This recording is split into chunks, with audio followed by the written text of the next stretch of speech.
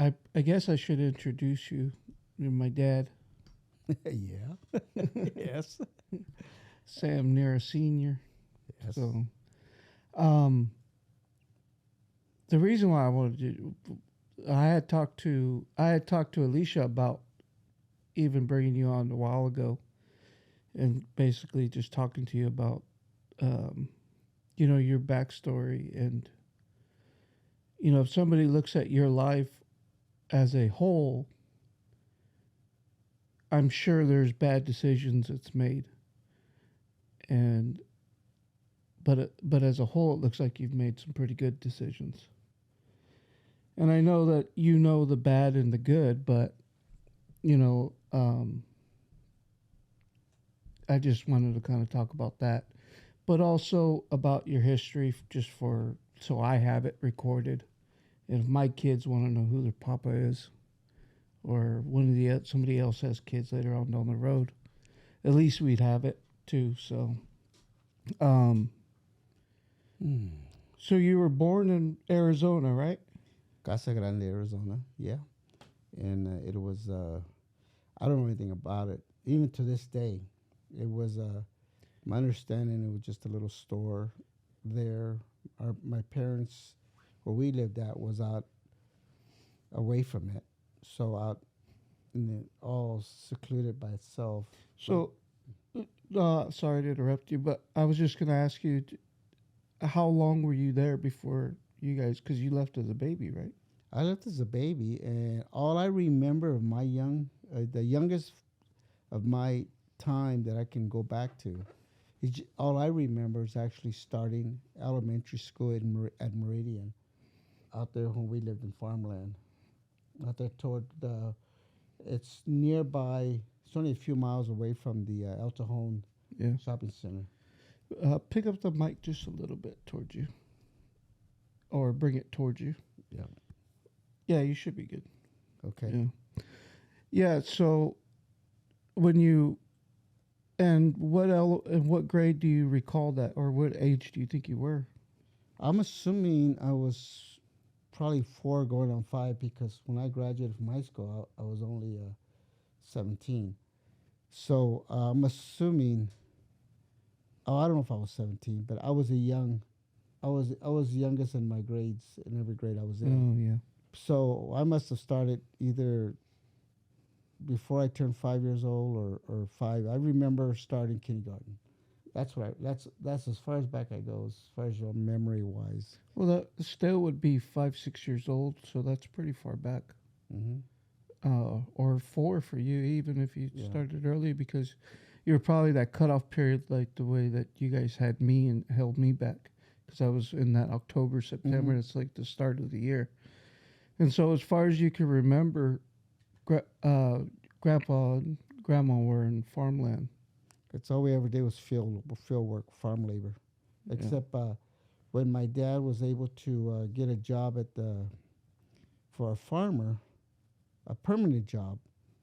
He would get to work in the farm driving the tractors, the caterpillars, whatever they needed him to do.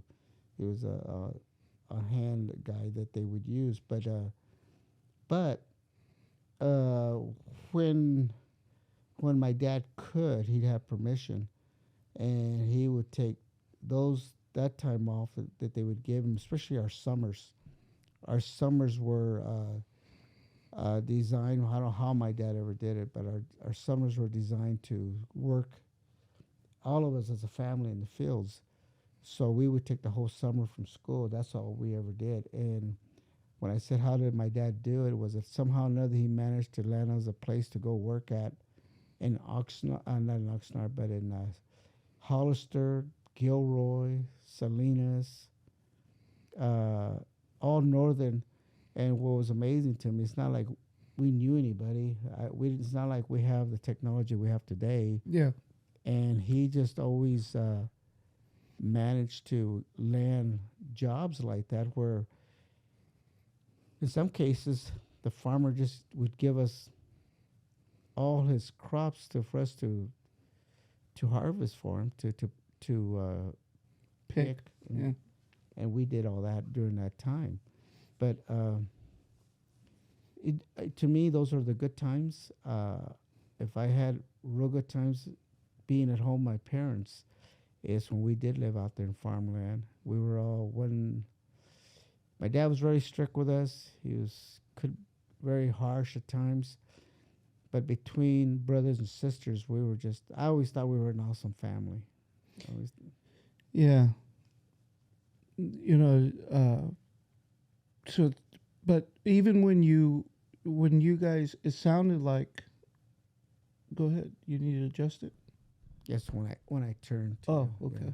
We're just, yeah. Okay. But I was going to say, it seemed like then that you guys moved wherever the job was, or you guys at least went to a spot temporarily. So when you ended up in Arizona, was what was Grandpa ever tell you what happened before that? Like how they ended up in Arizona? No, I no, he never did tell me. My dad didn't say a whole lot. He probably said more during the time that his last few months of his lifetime. And I was actually telling your mother all his history, the stuff that I didn't know about him being raised. Uh, now your my older brother and my older sisters have the history behind it. They can tell you because your uncle Manuel and your uncle and your aunt Rosie, they were actually born in the state of Washington. So we were over there. At one point we were there, and then it was your aunt Olga, your uncle Roy, myself. I think uh, Florencio, Martha, and probably even Jesse. We were all born in Arizona. No. If I'm not too sure on the youngest ones, but all the other ones were born here. Well, I take that back. I'm not sure where all the. I know that Irma was born here in Bakersfield, the youngest one. I'm Yeah, not she's sure. the baby. I don't know much of that history because they never did tell us unless I get more information from my older brother and my sisters than I did with my dad. Yeah, but I would think you would remember. I remember where Cynthia was born. That would be kind of like the Well, that's same. why I said I remember that Irma was born here. Yeah, oh, Bakersfield. yeah, that's right. Yeah, but I don't know where. I'm starting to think now. Where was Uncle Ray and Stella, Louisa, Ray? and Louisa. I do know for sure, but you got to remember that young age. If I don't remember much, well, I wouldn't remember a whole lot, But the ones that give me that information would be the three eldest, which is your Uncle Manuel, Rosie, and Olga. That they can give me the whatever history on that. And Grandma, what was Grandma like when you were, day to day? I know she was always busy working, tending to the family, or was she? Always now my mom's job. My dad was always working, but my mom's job was every morning to get up and make his food, make his lunch, make him breakfast, make him lunch, so he can go to work, and then she'd get us ready for school and serve us, and she'd go to work, or sometimes I'm not even sure on a bunch of that stuff because there's times that she wasn't able to, but Sounds like she was always pregnant. well, and she might have been, but she was always working. If Yeah. if she wasn't working at home, she was. It today's world, I see people wake up in the morning and just get dressed and leave. Where in our household, my mom wouldn't dare leave the house without it being spotless. So when my dad wanted us to bring us into town to come buy groceries, it wasn't like we just got up and left in the morning. We winded up. The house had to be clean. It had to be clean according to the way my mom wanted it, my dad wanted it. We could be there. Sometimes we'd be there all day doing it, all afternoon, and time would run out and we wouldn't even go.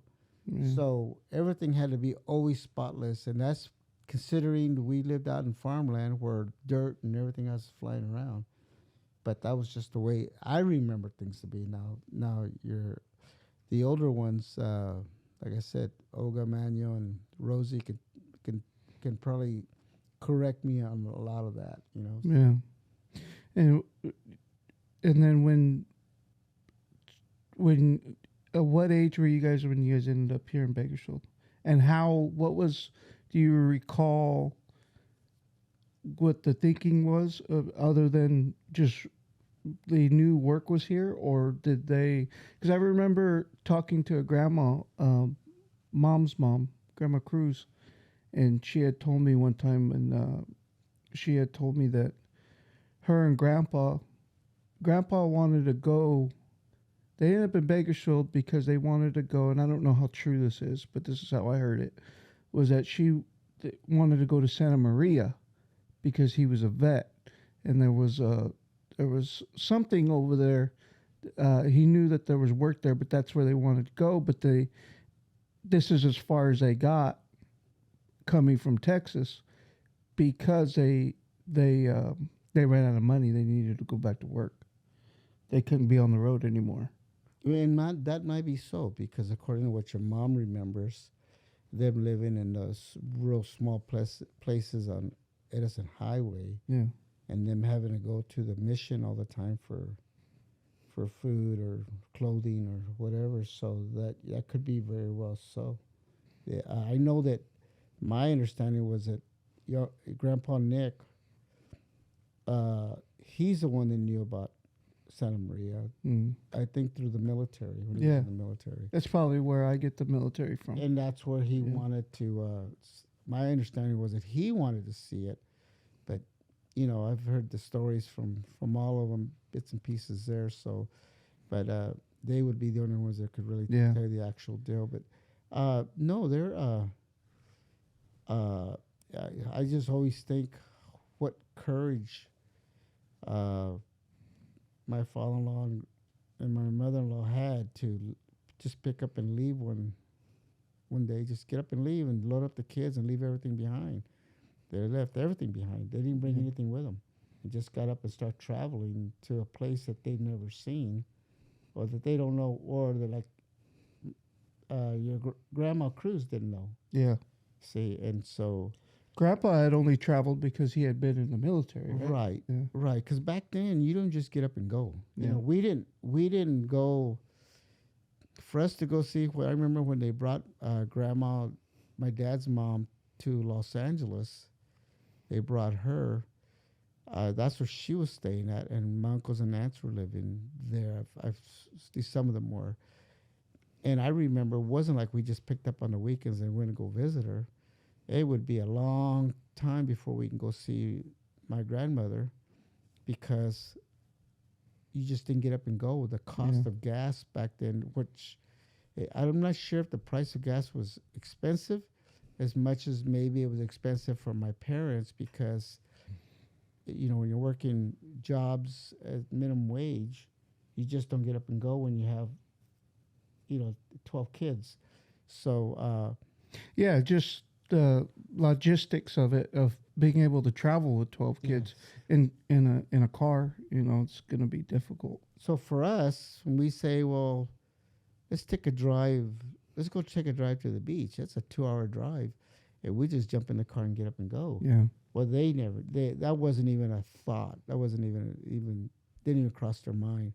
When my grandmother, my mom's mom, was in Arizona, was hurt me the most when my grandmother passed away. I didn't really know her. I've seen her maybe once or twice before she passed away that I know of, and it just hurt me that my mom didn't get to see her mother on a regular basis. As I had the privilege of seeing my mom being in town, they just didn't get up, and people back then just didn't get up and go Yeah. like the way we do things today. And then I noticed that people here don't even see their loved ones now, and they're all in the same town. Yeah. So it's a sad deal when my grandmother passed away because I saw how much it hurt my mom. But that's just the way life was. So you guys end up here, and Bakersfield was a lot smaller.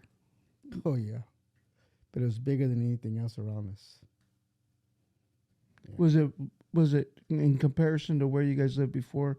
If you could remember, was it about Was it one of the larger cities that you recall living in or passing through? Oh, for us, for me, coming into Bakersfield, yeah, it was big to me It's like as going a to the city. kid. Right, right. Yeah. You know, and so you have to remember that we would go to either Arvin or to Lamont sometimes. In fact, most of the time to buy groceries. I think it was Lamont. Now, those places have grown a tiny bit. So you can imagine how small they were back then. And, uh, and so coming to Bakersfield was a big treat for us. It was for me anyway. But my mom wanted to move to Arvin or Lamont. That was big to her coming from us always living in Yeah. farmland. But my dad said no. He wanted to get us over here. My dad always wanted us to go a step further than where he had brought us. Yeah. He Like never, every parent does. yeah, and Yeah. so he didn't. He wanted everybody to. For my dad, if we graduated from high school, that was just a big deal to graduate because my parents and none of them, I think, they did either kindergarten or first grade or second grade of school, and that's all they ever did. So for my dad to have a feather in his cap, for him having us graduate from high school was a big deal, and then to go 1 year of college was a big deal. Yeah. Those were my dad's bragging rights, you know. And that was not. I'm not talking about university. I'm talking about just Bakersfield College. Yeah. Community college. Yes, and so he was really. That's was. I remember him always telling us that we work in the fields. Says, well, if you don't want to be here, you got to get an education. You know, so Yeah. no, but Then you end up, you go through. So what grade are you when you end up here? I started. Sierra? No. I started at Mount Vernon Elementary. Oh. I actually started as a fifth grader, so I'm assuming I was probably 10, 11 Yeah. years old. Yeah. You know, and that's what I remember here, starting school here at Mount Vernon, and so Mount Vernon was the way it is right now. Either you know the area. So what was life like once you guys kind of once you guys moved to Bakersfield and started attending school here in town? Were you guys still, how long until you guys, um, well, you guys worked in the fields till what? We still did. Yeah. I was the one that kind of got out of the fields first, and only because actually Uncle Roy and I were working in a grocery store. And when we started working in a grocery store, I was a freshman. I think Uncle Roy was a sophomore. And my dad only got us a job. My dad's the one that got us a job there because he didn't want us messing around when we got out of school because he was still, he and my mom were still, You still work. still work. Nobody to watch you. So I remember him telling the owners that we could only work during the week, Saturdays, Sundays, we had to go work with him in the fields. And so, because then we could work not part time, then we worked all day. So when it came time, the owners finally said, "Look, we can't do this no more. Either I need you full time when I need you, or you can't, work here anymore." And so that's when my dad got more lenient and let us work on the weekends. Well, that was a blessing for us because, we were out of the fields, that type of deal. But I kind of got, for some reason or another, I did work in the fields in my high school years, in my later years of high school, but not like everybody else did. Yeah. And then, so when you guys, the store that you guys worked at, you and Uncle Roy was it? It wasn't like a convenience store. It was a full on It was, grocery store, right? it was a market. Yes, Yeah. it was a grocery market, and it was the one right down the corner from our home, so we could walk to it. And it was called Food Town Market, and it was Bill Johnson and the other guy was, why they called him T-Bone, I have no idea, but he was known as T-Bone, and I forgot what his last name was, but they were very hardworking men. They had, I think they ended up with 4 or 5 stores. I think eventually they built it up, but they were very. I could see them very. They were shooting for the American dream, and they were doing an awesome job. I thought, so they were good. Yeah. And so you and Uncle Roy, you guys being there at the store, I mean, it was you, Uncle Roy, and just whoever else worked there. It was never just you two, because for some reason in my mind, I have a daydream that it's you and Uncle Roy hanging out at the store, you at the cash register, and Uncle Roy making a mess in the back. I don't know why I have that in my head, but No, if it was, it's your Uncle Roy right away got elevated to the register. mm, I never did get that privilege. I was always the guy. I was the youngest, but I did everything else. I did the stock, the Stocking. grocery store. The ice box where all the beer, where all the milk's at. I never worked in the meat department. Never touched that. And then the produce department, they had a gentleman just dedicated to the produce, and but no, I never did get an opportunity to work the register, and but I did everything else. I did whatever they wanted me to do. I was just, to me, any job, I was grateful. where was Food Town out? The one you worked at? Right down the corner from where my mom and dad, Off of the- Beverly? Alpha Beverly, the last, The one that they would always go to?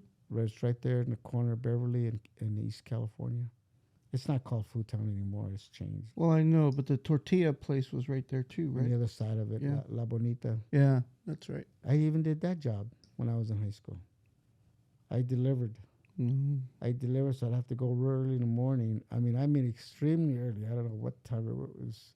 It was insane. I'd go there and I'd load up my dad's station wagon, and I'd go and go to the. They sold the tortillas to the schools, so I had to go from school to school to school and make those deliveries early in the morning, and then come home and get ready to go to school. You know, High school. what was that one of the first cars you drove, or what was your car? What was the car that you would say was your own? And talk about the time you got arrested.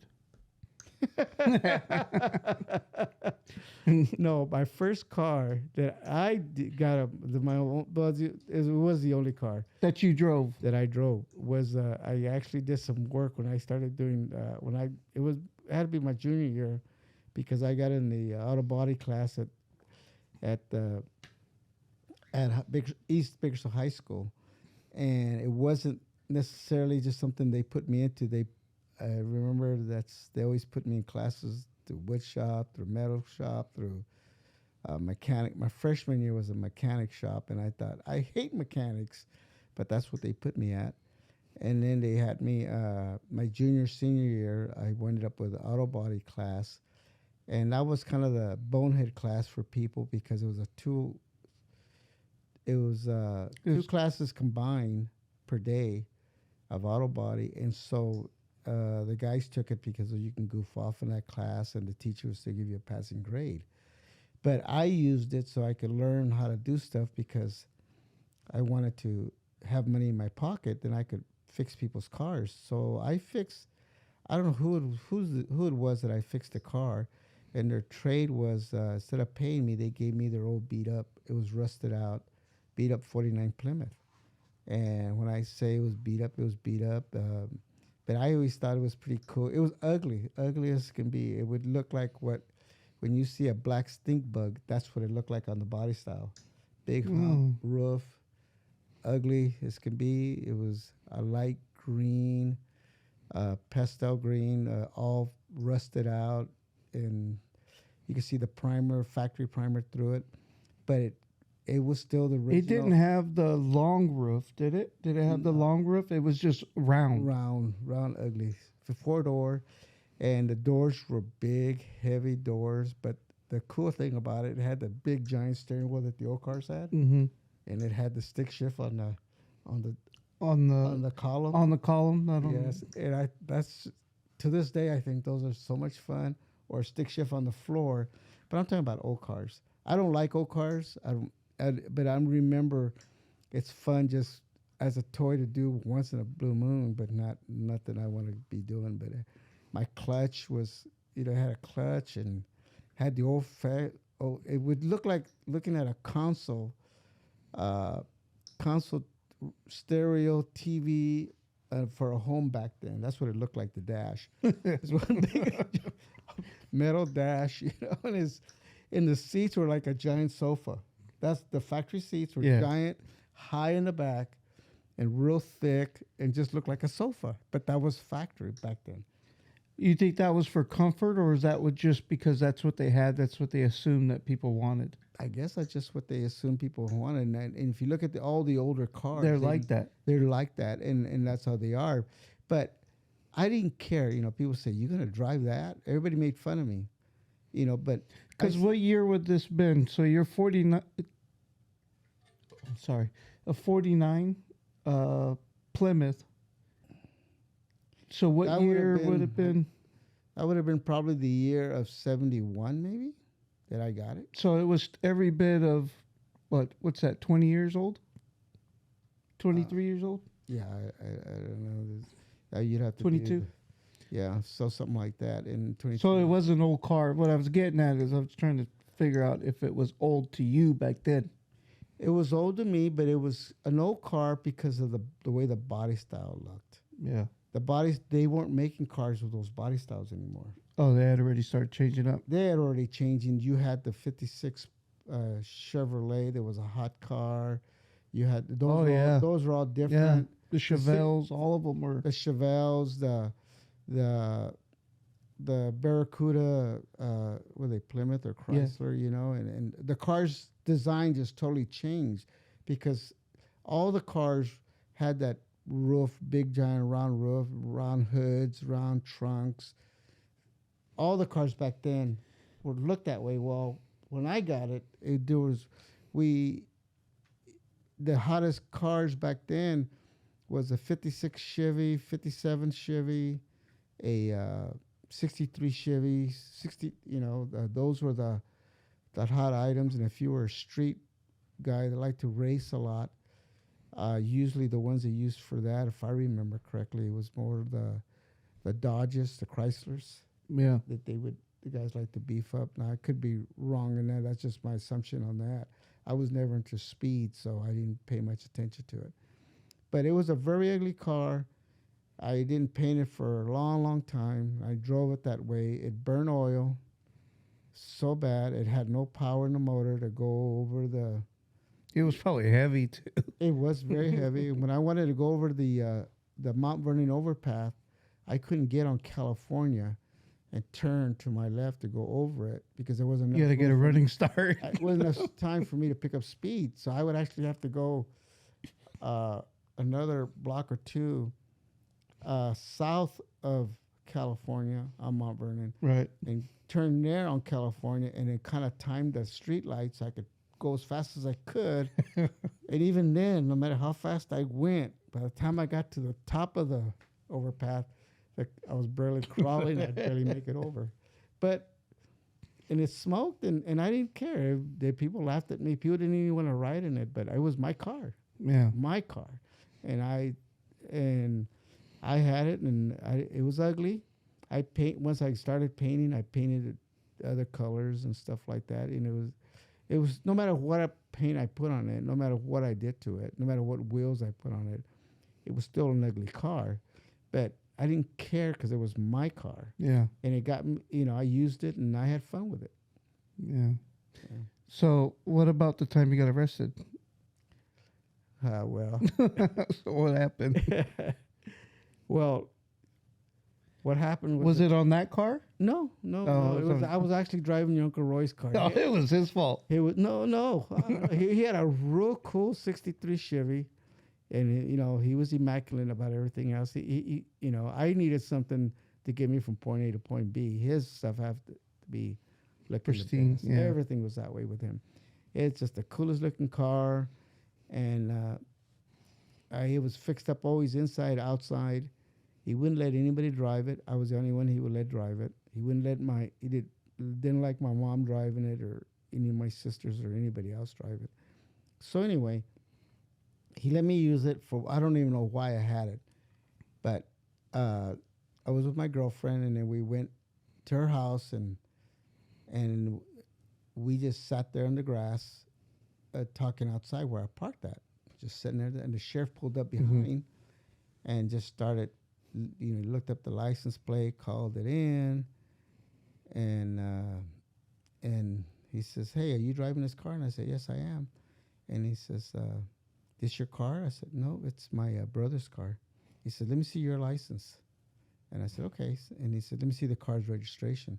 So it was in your Uncle Roy's name, and I showed him my license, and then he looked up my license. So he comes back. He says, "Sorry, son, but I got to take you in."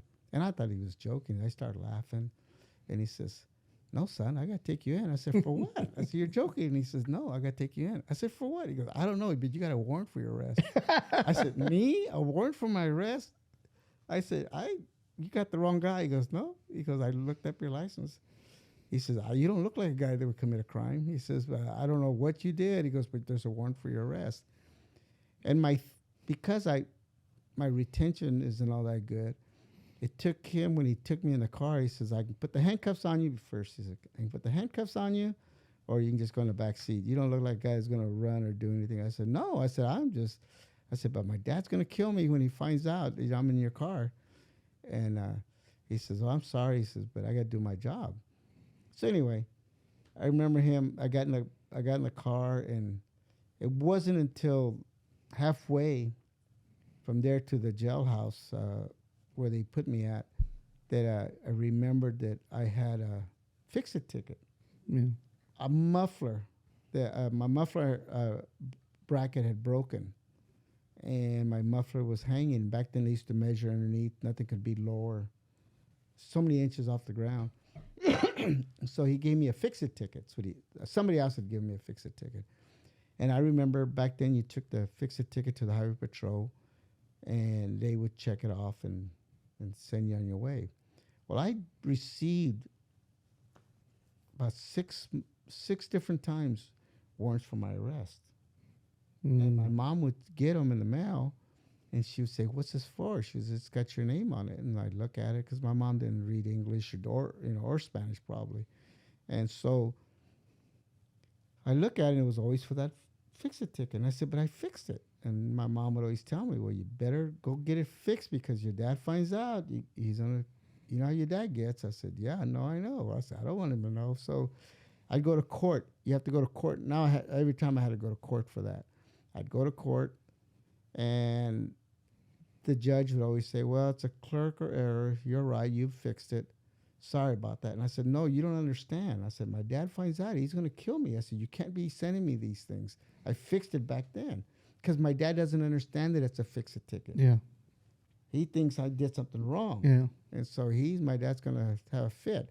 Well, that's what I remembered going, but on the way down there. But before I got to, what's funny is that before I got to the jailhouse, wherever they took me to, once that was on Bernard Street, by a few blocks from Mount Vernon. And he gets a call when we're probably at Beale, I think. And he gets a call about a shooting in Rexland Acres. And so he responds to it, and he says, "Okay, son, put your seatbelt on." You're in the car still. I'm in the car. I can't get out. And I said, and I heard what they said about the shooting. And I said, "No, no, no, no. Don't take me over there." I said, "You take me to jail." I said, "I'm not going with you." He says, "Why not?" I said, "With my luck," I said, "that guy will kill you, and get in the car, and I'm in the back seat stuck with you." I said, "No, take me to jail." He said, "Oh, you'll be all right." We went down there. There were cops swarming everywhere. They had all the streets blocked off. And I was just scared to death. I'm thinking, "Oh, my gosh, what am I doing back there?" But, yeah, I was in the holding tank where they put me at. I was in there for about 4 hours. But I really got abused. As much as I believe in the police department, I believe in law and order. I believe in all that. The officer that was taking my fingerprints was trying to make my hand turn completely around where my fingers were facing me to take the fingerprints instead of just turning the paper around. Yeah. And I told him, I said, it doesn't do that. And he kept twisting my fingers Yeah. and stuff. And then another officer walked in and he got so mad. He told that guy, what's wrong with you? Yeah. He says, it's not your job to abuse them. He said, your job is just take their fingerprints. And he says, well, get out of here. This is not your area. And he says, no, I'm making it my business. I'm tired of you abusing people. He goes, nobody needs that. And then they guy started yelling. I said, oh my gosh. I said, well, I'm glad he showed up because this guy was going to rip my fingers off. Yeah. But I was in that holding tank, and it was the worst experience I ever had. People were fighting in there, and it stunk. It just the worst. Just thing. overall bad environment. It was just the ugliest thing. And I said, why people want to get locked up or are okay with it is beyond me. But I don't ever want to go see a place like that again or ever wind up in it. Yeah. But concerned about my dad got really mad, but he wasn't mad at me. I think my dad knew that I wasn't one that did anything. Because when we got in trouble, it was mainly because of your Uncle Roy. Yeah. I was with him. But my dad, he got so mad that when I told him why I was in it when he got me out, my dad went through the extremes. We went to see attorneys and all the attorneys kept telling him that, no, he says, we're just going to waste your money. He says, you're not going to win this one. He says, if you want to win this, you don't need an attorney from Bakersfield. You need to go get an attorney from LA or someplace else that doesn't know anybody here. Right. So he says, they don't know the police department over there, so then you can do all that. But anyway, my dad, they just said, just let it go. Your son's fine now. And that's what my dad did. But he was really mad at them, not at me. Well, that's good. So you end up, I just thought that would be a funny story. So. It's funny now. It wasn't funny then. Yeah. But also. Sorry, there's nothing to repeat. Oops, that's my phone, Siri. I wanted to ask you though, so when you got, you said you got into body shop because they stuck you in there, in that class, and then you end up going to work. What was your first job, and how'd you get that first job? Out doing body work as a technician or as a painter? Well, when I saw that I could make money in that class, because they had all the tools, they had everything there, and my instructor wasn't really spending any time. He was like to teach us. He kind of used the school also to work on his own projects, and he used the students to work on his projects. It really wasn't much. So I had to go outside of there, find people that knew how to do body work, people that knew how to paint, and get advice from them. But that was real hard. Nobody wanted to help me. Very few people wanted to help me on that. But I made the best of it. I messed up a lot of people's cars practicing, but I didn't charge people back then. If they gave me $15 or $5, I took it, and whatever it was they gave me, I would just take it so I could keep learning. Well, then my senior year, for some reason, there was a lady named Y as a freshman. She worked in the cafeteria, and she would always ask me how I was doing and ask me questions how I was doing with my schoolwork and what was I going to do when I got out. She was always asking me those questions, and she was real nice to me, very nice, a sweet lady, all the way straight through. Every year it was like that. And finally, my senior year, the first time I saw her in my senior year, she says, Sam, she says, so what are you going to do when you graduate? I said, well, Vietnam War is on. I said, I'm probably going to go to war. I don't have the knowledge to go to college, so I'm probably going to get drafted. They're drafting, and that's probably what I'm going to do. And she says, but you got to have something else lined up in case you don't get drafted. But back then I was kind of like pretty sure because everybody was getting drafted once of age. And so unless you were in college. You were in college for some reason or other, you didn't get drafted that I remember. So and Uncle Manuel, how come he was he ever his ticket ever pulled? he wasn't taken, but he was in college. Yeah. Oh, okay. Yeah, he was in college, and so uh, your Uncle Roy wasn't at BC also at the time. Uh, but so she kept telling me, "Well, you got to think of what to do." And then just a few months into my senior year, she started telling me. She says, "Well, I want you to go see my husband. He at the time it was called Van Wyck's uh, Volkswagen Mm-hmm. dealership, and he said he's the manager of the body shop. Go see him for a job."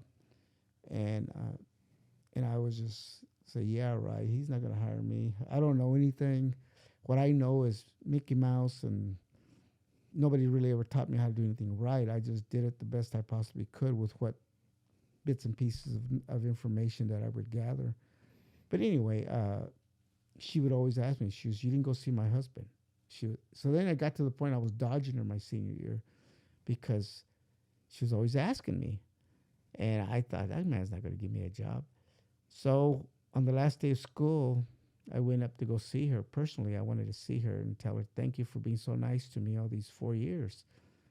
And that's the only time that she ever came unglued on me. She got so mad, started yelling at me, and she says, "So what are you going to do now?" I said, "Well, I guess my number's up. I'm being drafted." At that time, I was part of that lottery block, and that's what I'm going to do. And she says, "And what are you going to do when you get out?" I said, "Well, I don't know." I said, "It's kind of scary. I spend the whole year worrying about what am I going to do in life." And she says, "Well, you were supposed to go see my husband. You didn't go see him." She was, "Why didn't you go see him?" I said, "Well, he's not going to hire me." I said, "I don't know anything. You're talking about professional business." I said, "I'm not a professional. I'm just Mickey Mouse here working on people's cars for free. A few bucks here and there, anything to give me gas Yeah. money." And so anyway, she winded up really scolded me really bad, and she says, "Well, good luck out there then."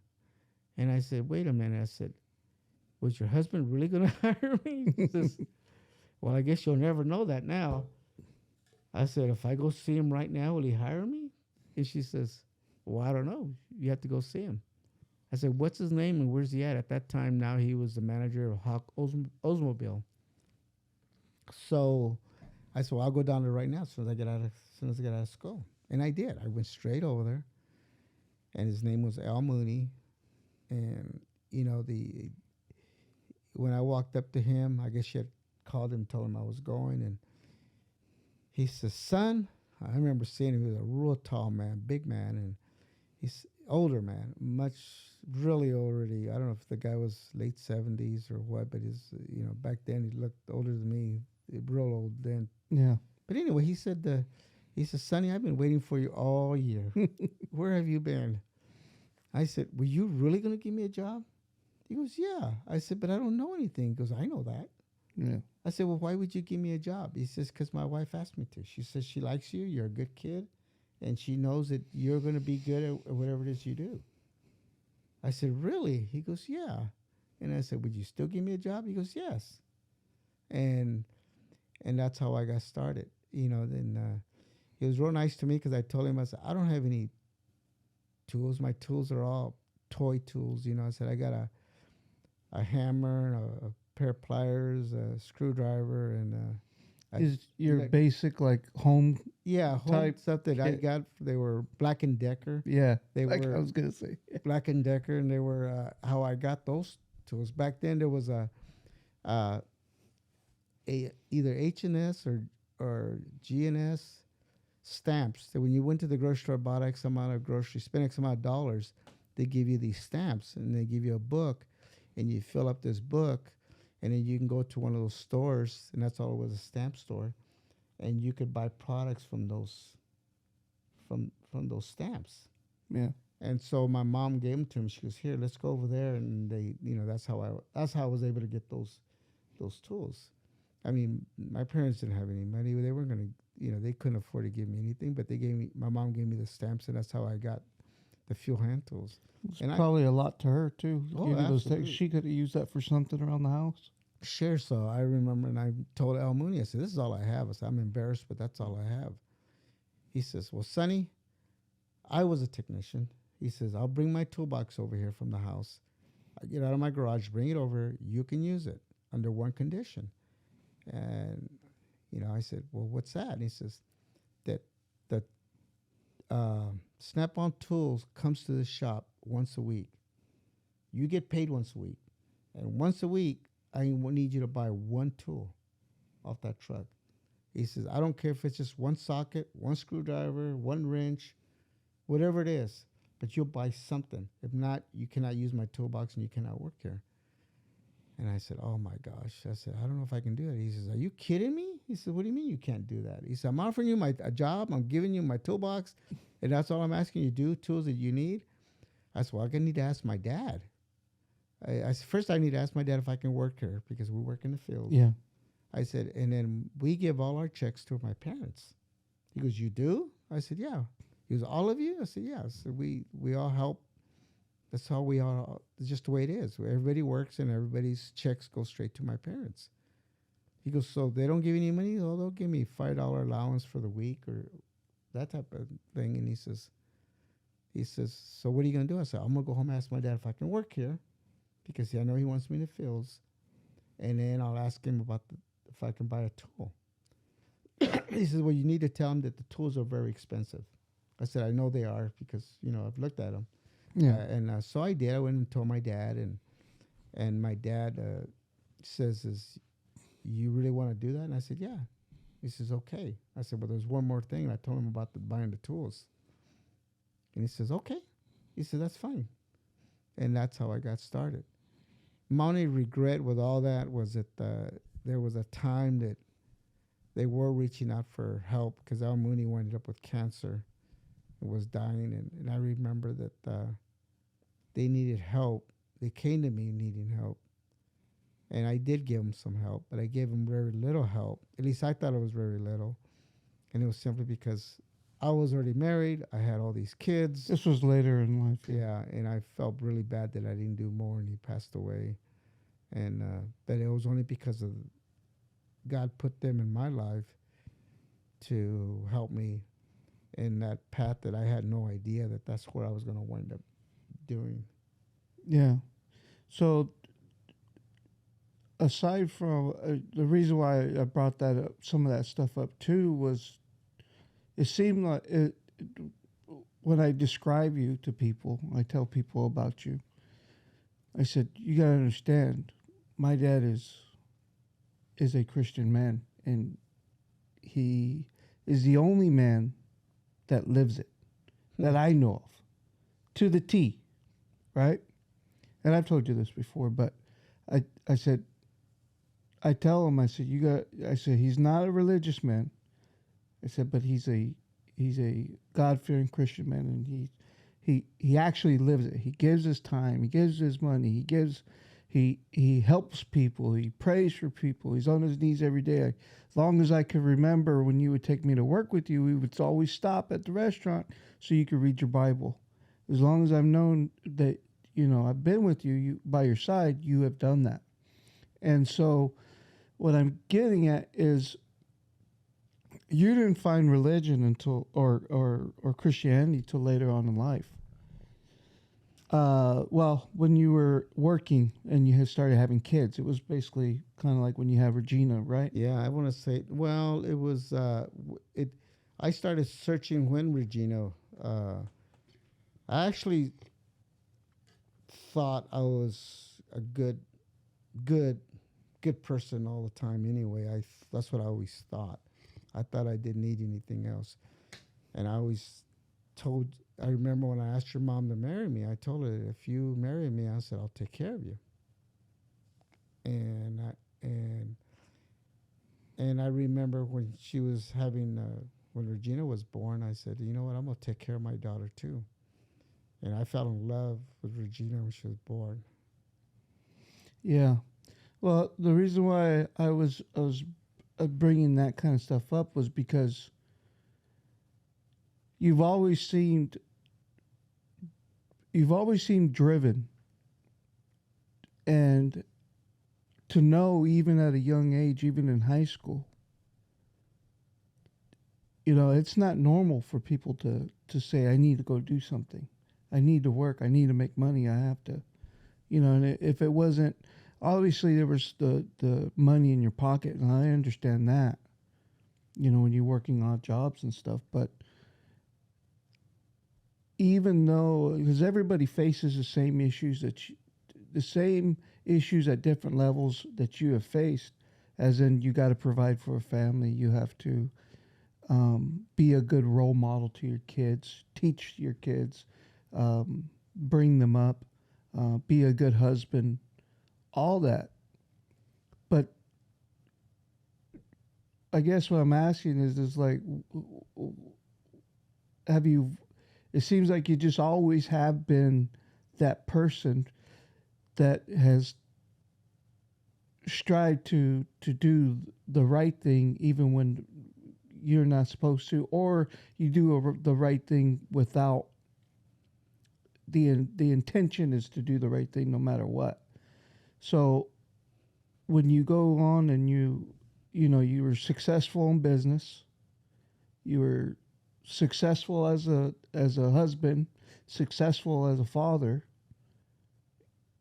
what when you look back at your life and you think about those younger years, how did you, like, because I didn't have those thoughts when I was in high school. Now granted, I brought up different. I was brought up where you had some success and you could take care of us, and we had a good family. Mom was always home with us. But even you took a different path than even your brothers and sisters, and they grew up in the same home. Whether they were different ages and that, and had your parents at different times in their life, they still grew up with those same parents. Grandpa, was still hard on Uncle Manuel as he was hard on you. Rosie, all of them, and you have put such a big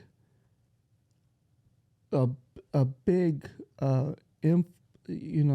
emphasis on family, and I know that's something that Grandpa and Grandma did, but how did you know in life early on that you just had to move Ooh. forward, and you have that this, because you end up continuing to pursue and taking on those leaps of faith. When you went in business, did you have faith? And even if you did, you didn't have the faith that you have today. Yeah. Well, I'll tell you. I'll tell you what. Let me go back. Let me go back. You asked me about why was I ever thinking that? I don't have a clue. I'm gonna say that I gotta believe my faith in the Lord today. I live to honor Him, because looking back now, why I thought those ways and everything else leads to where I'm at today. Right. And But you didn't know that back then. no, absolutely not. But I don't know if the Lord predestined for me to be there. There's a story of Joseph in the Bible. Same way, as a kid, he was, some reason or other, he was being groomed. He's gone through a lot of trials. I've been through so many trials. I watched Joseph when I read his story, and then I read how he ended up and what he was able to do for a lot of people. And so, and there's other people in the Bible that I look at. There's always the bits and pieces you can put yourself in as somebody. But, as a kid, I loved my dad dearly. My dad was mean, but for some reason or another, I just loved him dearly. And I wanted to make my dad proud. I wanted my mom to be proud. Yeah. But I also wanted my brothers and sisters to be proud. I always wanted to be loved. That's the thing. I always wanted to be loved. And so I'm not saying I did all the right things at all, by no means, because I didn't. But even as a little kid, we used to watch those shows. Uh, Father Knows Best, My Three Sons, uh, Leave It to Beaver. These shows are such innocent shows. They're not like the way they make movies Yeah. today. Their families were not like us. The fathers didn't yell at the kids and beat them up. The kid would do something wrong, and the father says, "Well, Wally, you just can't go around doing that. You need to pay more attention." And I'm thinking, man, I said, my dad, he wouldn't even talk. He would just start beating on us and cussing at us at the same time. It was totally opposite. But I wanted that family. Yeah. And I see their houses with the picket fence, white picket fence. And I thought, gosh, how come, we're living out there in farmland. There's 11 of us with parents. That's 13 in a 1-bedroom house. And the bedroom's real small. The living room, it's a little farmhouse. That's all it is. Yeah. And that's how we lived. And that's all I knew, but other than what I saw on TV. And I already knew that I visioned what my house I wanted to have when I got older. That's what I was asking is you knew that at a young age. Most people don't. Yeah. So the house, so when I say the house provided, the Lord provided this house for us, I mean, the testimony behind it, that it doesn't mean anything to anybody else, but just to your mom and me. And it means to me different than it means to your mom also, even though your mom and I both experienced the same thing. But to me, it's what I was driving for. Because every time your mom wanted another house, I say, why don't we just wait till we can get the house that we want? We're just going to move to another house that's a used house that's just another house, let's wait till we can do our own. And she wanted another home. Of course, our family grew. We needed a bigger home every time. But to me, it's real hard now that I need to move out of that house that I'm in now. And it's a 2-story. We need a single story. We're older. But it's hard to give up what I know without a doubt that the Lord provided. But it's a dream that I always wanted, and I got to do it my way. Yeah. And it's a dream. Nobody really ever gets their dreams. Yeah. It's just a dream, but it's what I've always wanted. Yeah. My kids, I didn't want kids. I didn't want to have the responsibility of it, because it's not that I didn't want kids. It's just that I didn't want to take on that responsibility, because I saw what it was like for my dad. My dad worked day and night all the time to support us. And I always thought like an animal. It's not that I hate animals. I don't want the responsibility. I think if you're going to have an animal, you should take care of them. You should love them and take care of them. And if you're going to have kids, you should love them and take care of them. Yeah. And it's not about you, it's about them. But I already knew that before I ever really knew the Lord. And then coming to the Lord, it affirmed, he taught me everything, and when you start reading what his word says and how he leads you and guides you in those areas, and it's hard to live up to him. It's hard to try to do it. So I'm a Christian man, I'm a God-fearing man, but I'm not a perfect man. I'm still a sinful man. I'm just a forgiven man. I'm saved by grace, and it keeps me humbled. Yeah. Because I know what I go through. But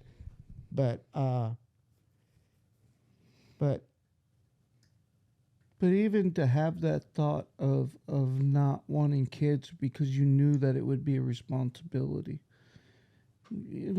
People today have, or even probably back then, have always just had, well, I'm sure it was harder back then, but, it seems like today it just nonchalantly having kids, just, I got my girlfriend pregnant.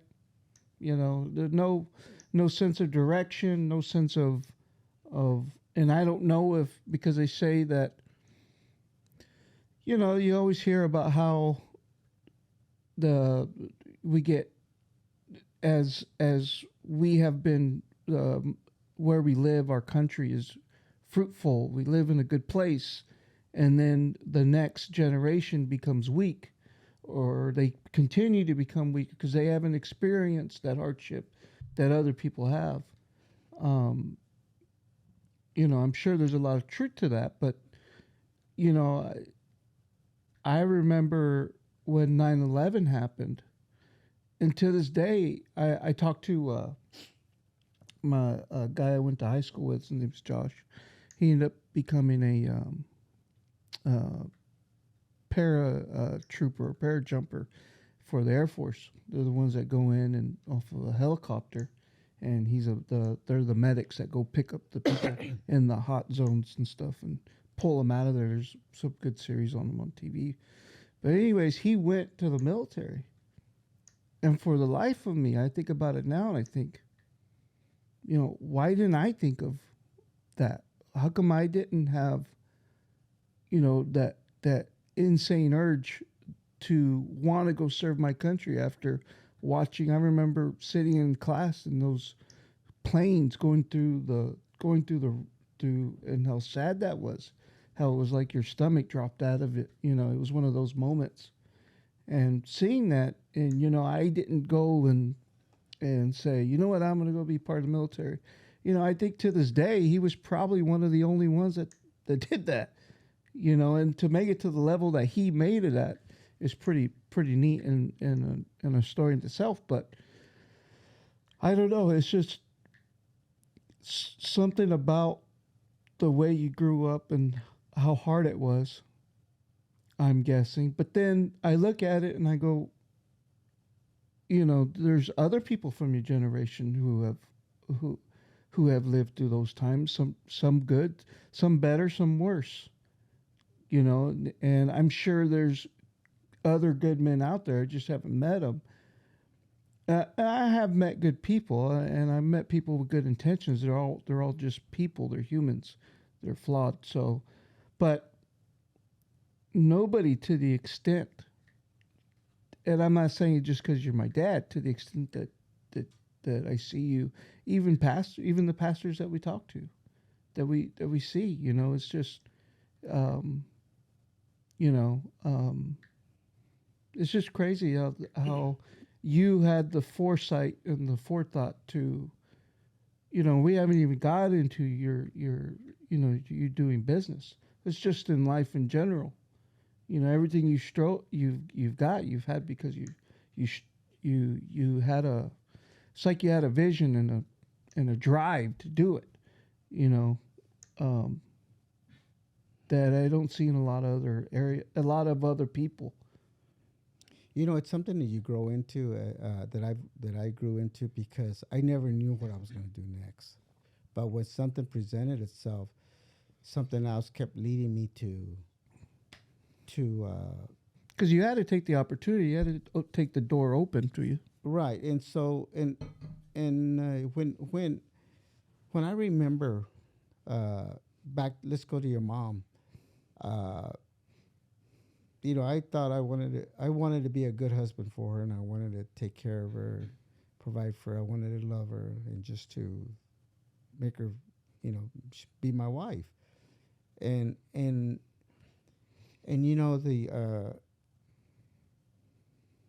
one of the things that drove me that direction, because I didn't necessarily think that way about the girlfriends that I had before your mom. Yeah. And so, but I remember my dad, hitting my mom, and my mom never deserved it, and neither did us. When my Yeah. dad would hit us, my dad would beat us, and I always felt like my mom deserved a better life. So I said, how could you love somebody and then beat on them? How could you love somebody and do bad things? And so I remember seeing that and seeing my mom crying, and I thought, maybe I can't change my mom's situation, but I can change my wife's situation. And I want to give her,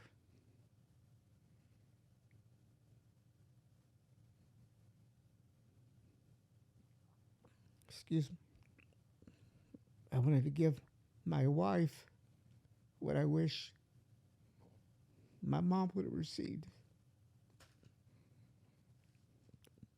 And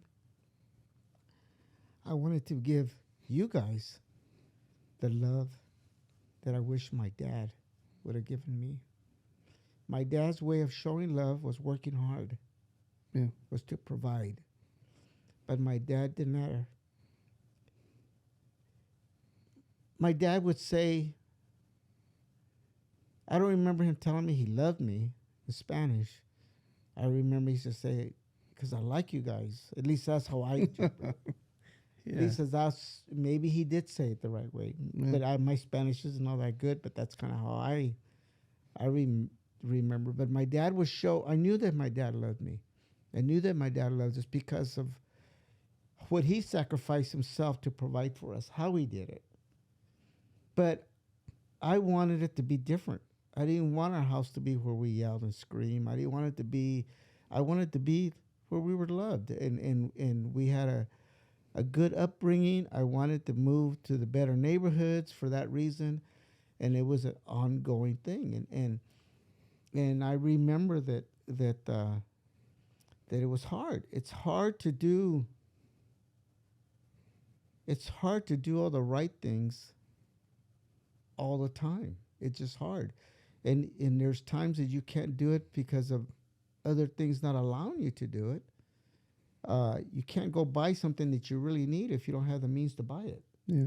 See, so it goes all the way straight through, you know. But my gosh, you know, if there's anything I learned is through my failures of trying to learn what the Lord wanted me to learn, to live for Him. You know, everything's a work in process. To this day, I don't know everything the Lord wants me to know. There's so much more. It's just too much. It's Yeah. a lot. I'll never know it all. But I expect every day to be better than yesterday and how I live my life.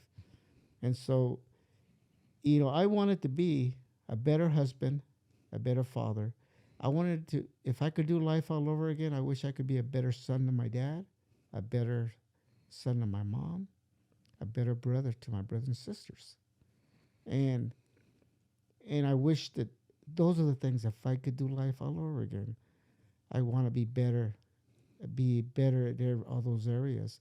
And for me, it's all about, maybe I've never said it enough or never said it at all. But love is real important to me. Yeah. So I'll give you something really simple that means a lot to me. That's really driven a wedge, and that is, your mom and I have always sat together.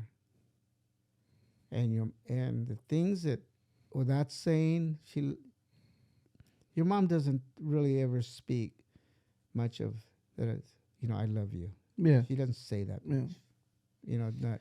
I think it's for fear of her emotions getting the best of her. Yeah, I don't know. You know, I don't know. But I would like to hear it. Yeah. And so, when we would sit next to each other, we might not ever say a word. Yeah. But when your mom would lean her head on my shoulder, that meant the world to me. Yeah. Or when she wrapped her arm around my arm when we were sitting there, that meant the world to me. And it was always like that. I remember when my left shoulder was, you know, when I first heard it, and she would put her head on my shoulder. I said, oh my gosh, it would hurt so bad. It was already hurting. And she would lay on it and she'd fall asleep. And I'm just sitting there. Yeah, it was so painful, you know. I didn't have the heart to say anything. And then it was something that I always enjoyed, was her doing that. It meant the world to me.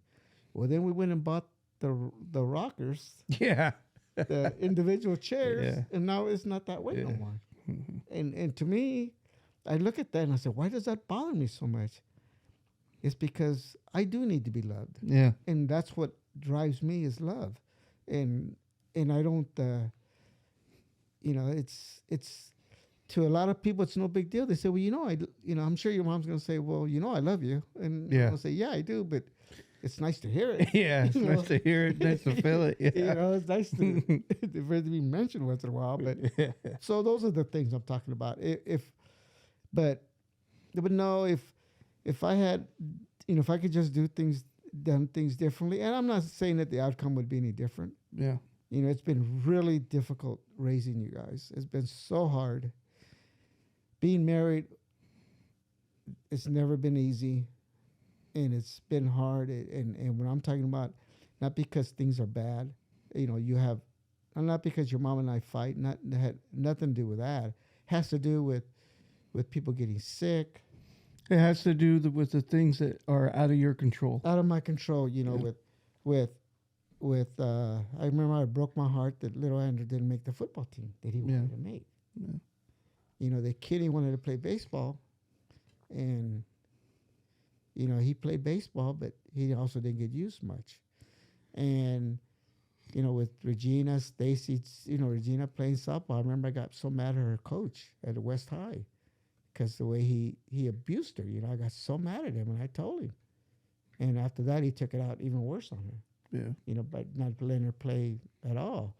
And I felt so bad, But I told her, I said, that guy needs a butt kicking. I said, but when I go tell him something, I said, whatever it is I tell him, whatever it happens, he's still going to take it out on you. Yeah. I said, and that was the same thing with your coaches Yeah. when they would do that. You know that? I remember you always telling me that if I say something, it might make it worse. It's going to make it worse. Yeah. You got to pick and choose your battles. Yeah. But you see, when like back to Vietnam, when Vietnam was on, I didn't want to go. And I didn't want to go. I was afraid of going. But I didn't want to go because there was no reason to go. They never gave me a reason why we were there.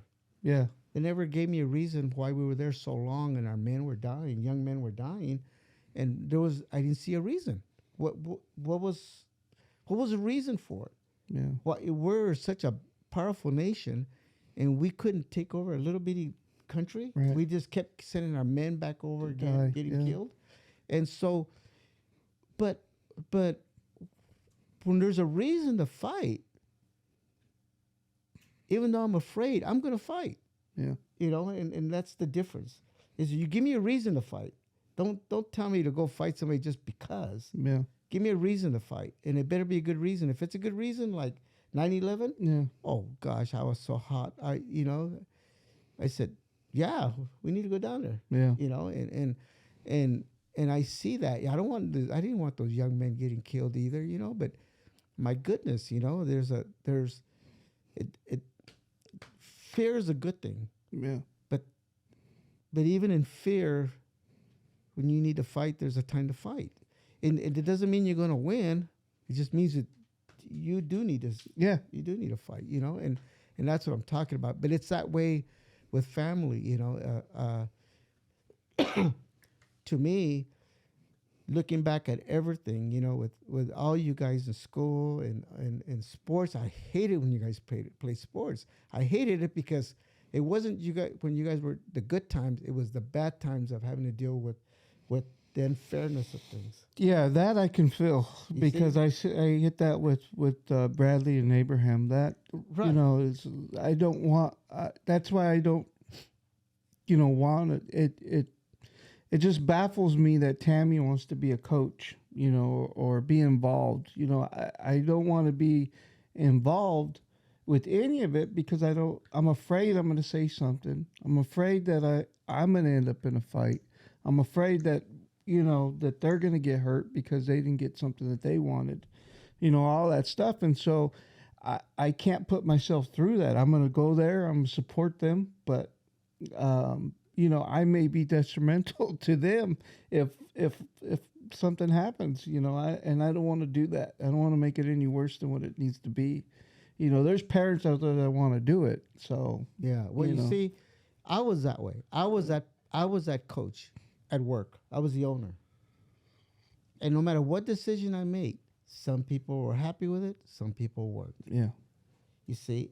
But the difference is that's the living that we're all having to make. Yeah. It's not a game. Yeah. Yeah. You see, it's not a game.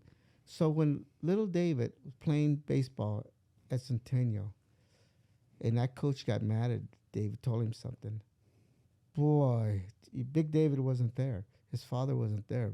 But I was there and brought back the same junk I had to deal with all you guys. I said, that man needs a beating. I said, I need to go tell that man, you don't talk to my grandson like that, but you got to know that, it's and part of it, it's a good lesson for little David. Yeah. Life isn't fair. You're not always going to have a coach Right. that cares for you, you're not always going to have those things. That's one of the best things that I learned in sports. You know, I still carry a lot of those lessons today with work, you know, even in my position, you know, same thing. It's just, you know, but you are talking about people's livelihoods. It's different. It's different. And Yeah. so when I see these coaches thinking nothing, being careless about how they're hurting these kids, that makes me mad. Yeah. Because, you know, are you coming over here? You want to boss these little kids around because I always say your wife's been bossing you around, Yeah. kicking you around at Yeah, home, and yeah. and you can't do nothing about it. So now you come over here and you want to be a big shot out here with these kids, you know. And that was a problem that I see it, you know, because it is hard. You're a manager. Yeah. It's hard being a manager. Yeah.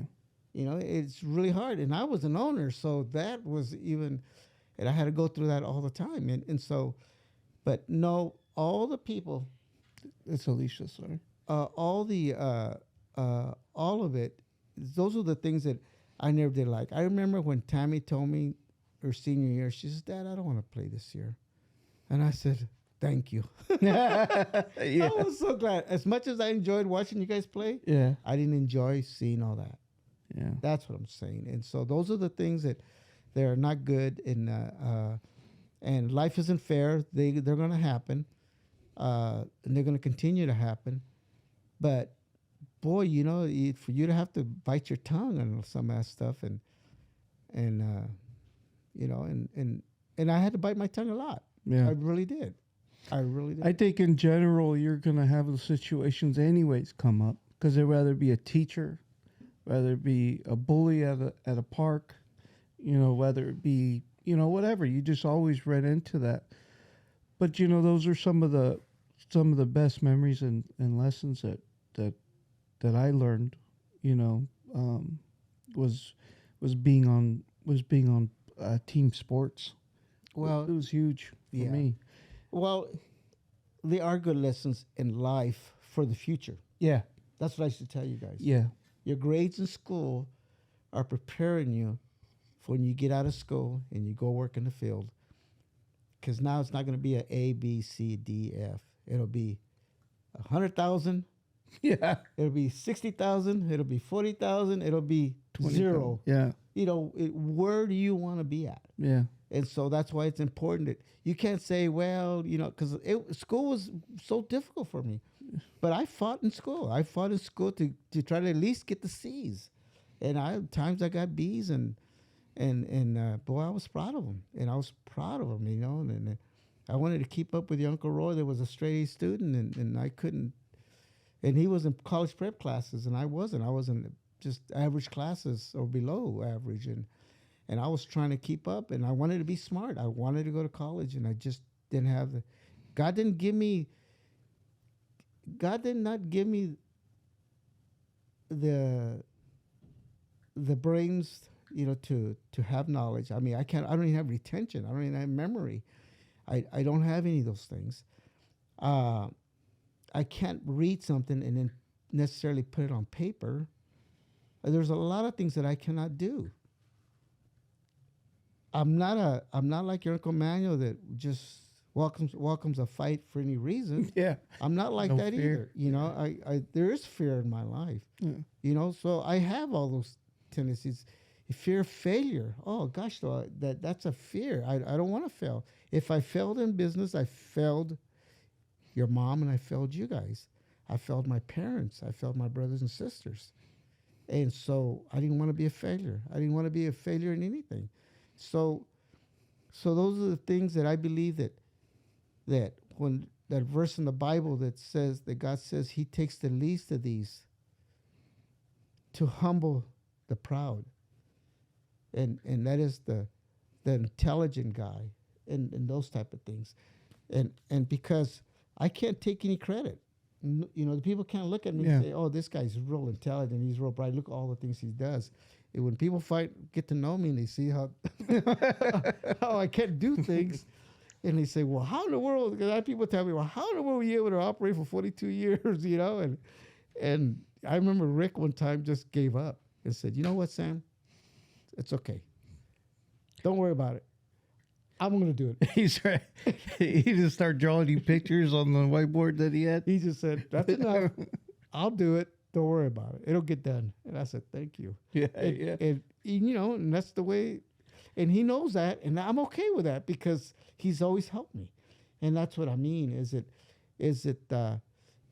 people can't tell me that God's not real in my life because everything that I've done, whether trying to be a husband and a father, a son to my parents, I was able to do a lot for my parents, Yeah. and so did my brothers and sisters, but God put me in a position for some reason or another.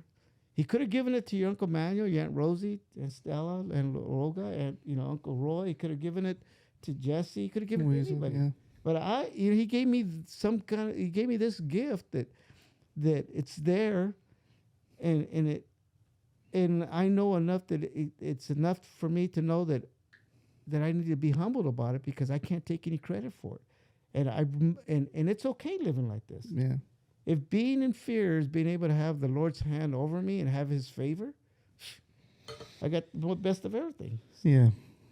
Anyway, All But- right. are we good for tonight? Yeah, we're good for tonight. We'll call it even and be done. And so we'll probably have you come back and we'll do it again. Well, don't expect me to remember where we left off. Write it down. Oh, it'll be And you'll it's know. recorded, so we can And always you go can back. tell me where to get started at. All right, Dad. I love Thank you. you. Love you too. All right, bye.